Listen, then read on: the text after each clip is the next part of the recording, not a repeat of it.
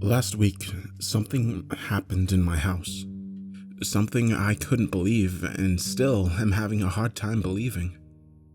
I don't have an overactive imagination and I don't scare easy.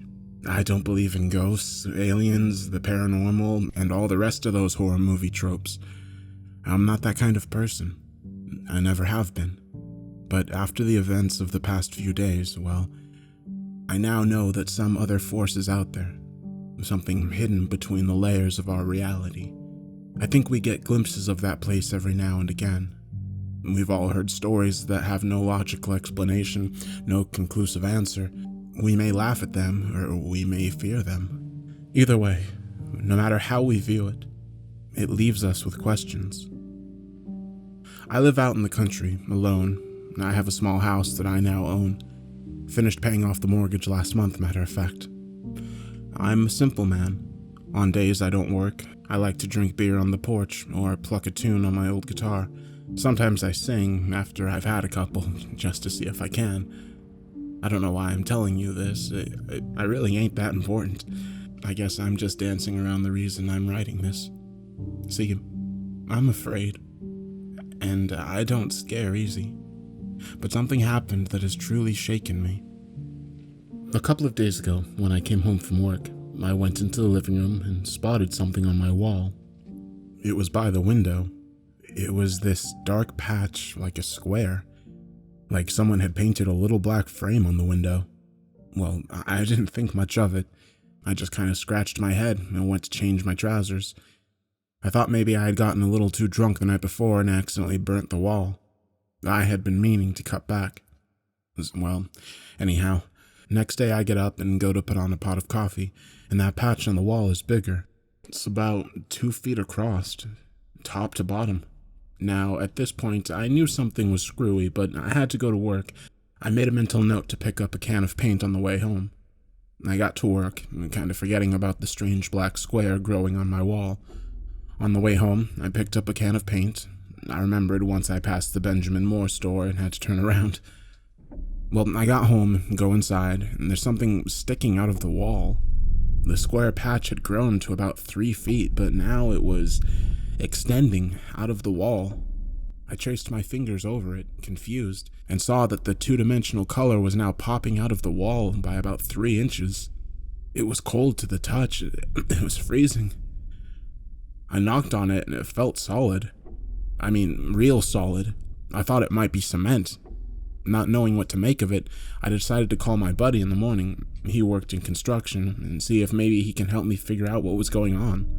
If not, I thought maybe he could help me remove it. The only thing I could think was that the wall was warped or something. It was a dumb guess, but when you're presented with the unknown, your mind has a way of gravitating toward a solution it can fathom. So I ate my supper, went out on the porch with my beer. I'd cut back tomorrow, and watched the stars. When I started feeling a little sleepy, I came back in, casting another look at the weird black square coming from my wall. It looked the same as before, so I went to bed, bewildered. At 2 a.m, I woke up. Something was making horrible noises outside my bedroom, down the hall. My door was open, but the house was dark. I couldn't see anything, but it sounded like it was coming from the living room. It sounded like someone talking backwards. A male voice, low and fluid. It scared the shit out of me. I sat and turned on the light by my bed, heart racing. I went to the door and peeked around the corner down the hall towards my living room. The sound was coming from down there. It was talking fast, the voice mumbling, but loud, familiar syllables gargled into nonsense. I took a deep breath and crept towards the noise in the dark. Whatever was in my house, I wanted to see it first, before it saw me. I got to the end of the hall and looked into my living room, the space lit by the full moon shining in the front windows. I felt my heart lock up as my eyes adjusted to the dark, and I saw it. The black square was no longer on my wall, but on the floor. It had grown into a 3-dimensional object.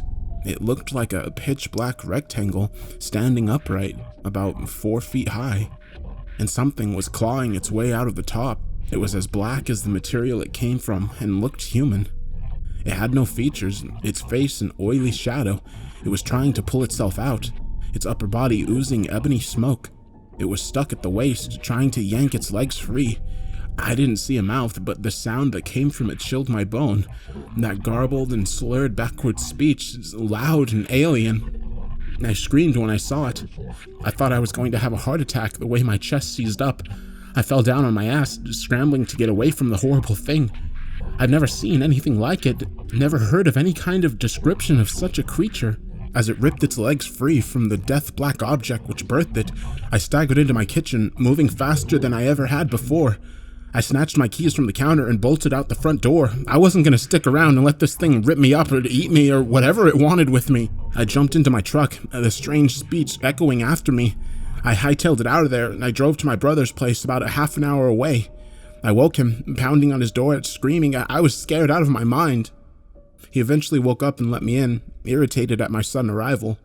I sat him down and told him what had happened. I told him we needed to call the police or animal control or something. He raised his hands at me, clearly not believing my story.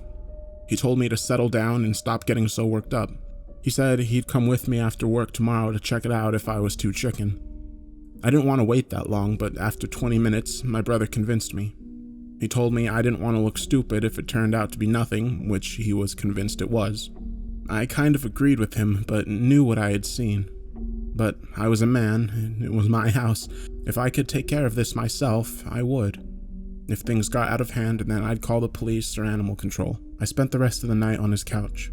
I didn't sleep all that well, I might add. And in the morning, my brother just told me to hang tight till he got off work. It was a Saturday, and I didn't have to go in that day. Well, after a couple of hours of walking around his empty house, I decided that I wasn't going to wait for my brother to get back. In the sunlight, things didn't seem so scary. I was going to drive back up to my house and scare that thing out of there if it was still around. I climbed into my truck and made the 30-minute trip back, feeling almost foolish from the night before. As I pulled into my driveway and parked my truck, I scanned the windows for movement, and I didn't see any. So I quietly got out and approached the front door. I put my ear to it, listening. Nothing. Feeling brave, I turned the knob and pushed my way in. It was waiting for me, sitting on the couch. Its head cocked and looked directly at me. I felt a scream claw its way up my throat at the sight of it. It had changed, and what I was looking at horrified me. It was growing skin, patches of pink flesh covering the smoky blackness. My eyes locked onto its face and my mouth went dry. It was growing my face, my own blue eyes staring back at me, a small white twisting the corners of my mouth, of its mouth. Before I could react, it stood and walked towards me, speaking, that all too familiar dialect spilling from its lips, a knot of human sound twisted back on itself. I wanted to scream, but couldn't as its strong hands gripped my shoulders, its face inches from mine. It was smiling, talking to me, but I couldn't understand. I was frozen, paralyzed with stomach-crunching fear. Its breath was as cold on my face as the words and language I couldn't understand dripped from its tongue. It seemed like it was trying to talk to me, gently ushering me inside. Terrified, I let it guide me in, its grip powerful and firm. I was staring at its face, not paying attention to where we were going. It looked just like me, right down to the crook in my nose from a break years ago. Suddenly, it stopped smiling and grabbed me, pushing my head down. I let out a cry and struggled, but it was stronger than I could ever have imagined. I realized then what it was doing.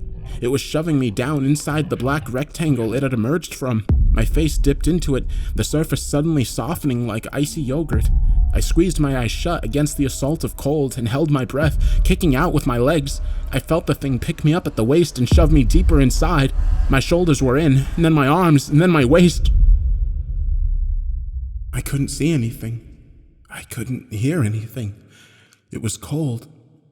So cold. I felt myself losing consciousness. I woke up sometime later. I don't know how long had passed. I opened my eyes slowly, like I had a whopping hangover. I was on my couch, in an empty house.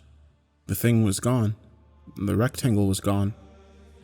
I stood up, slowly, and checking myself for injury. I cautiously crept around the house, searching every room, terrified that the thing would be waiting for me behind every corner, but it wasn't. I was alone.